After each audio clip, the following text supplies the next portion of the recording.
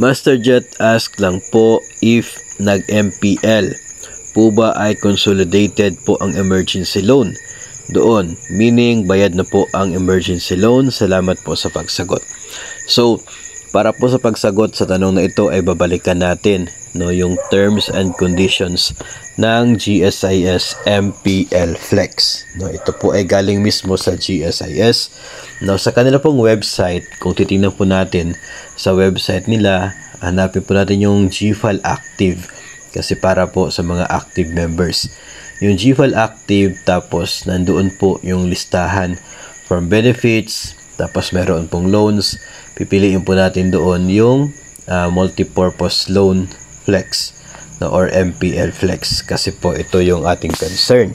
And bahagi po doon sa kanila po nakasaad tungkol sa MPL Flex ay ito pong consolidation ng mga loans under MPL. At ang ibig sabihin nito ay full liquidation ng mga outstanding balances ng mga loans.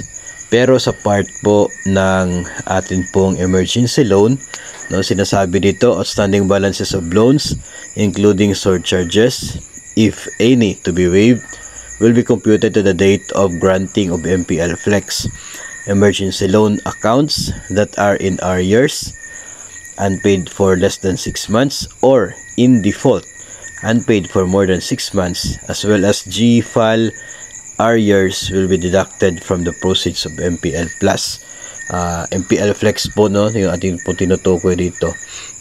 So, ang mangyayari po mga master, itong loan kapag in arrears pa, less than 6 months, yung arrears niya, yung arrears lamang yung babayaran ng MPL Flex. Hindi po yung whole amount ng emergency loan.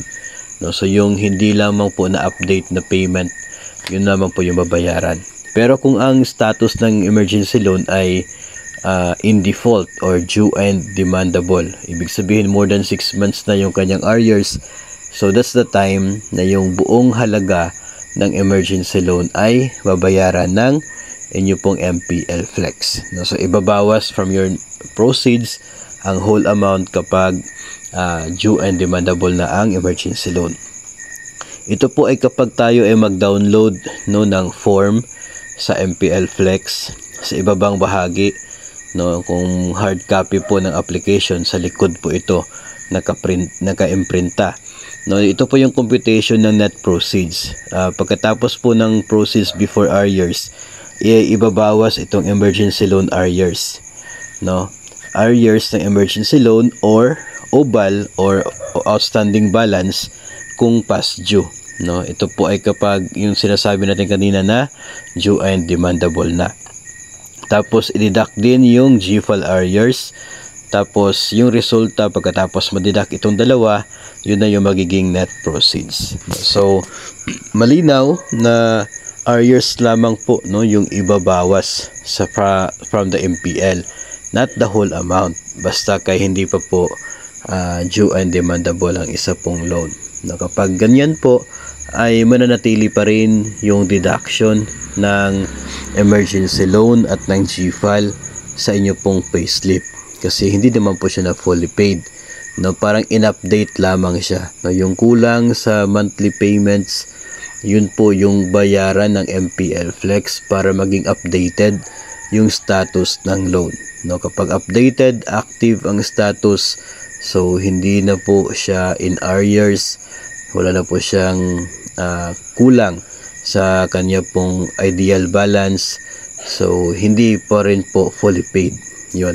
Kaya wag kayong magtaka kung bakit hindi nawala yung deduction ng emergency loan at GFAL pagkatapos niyo nag-avail ng MPL Flex, kasi nga hindi siya bahagi doon sa i-consolidate ng MPL.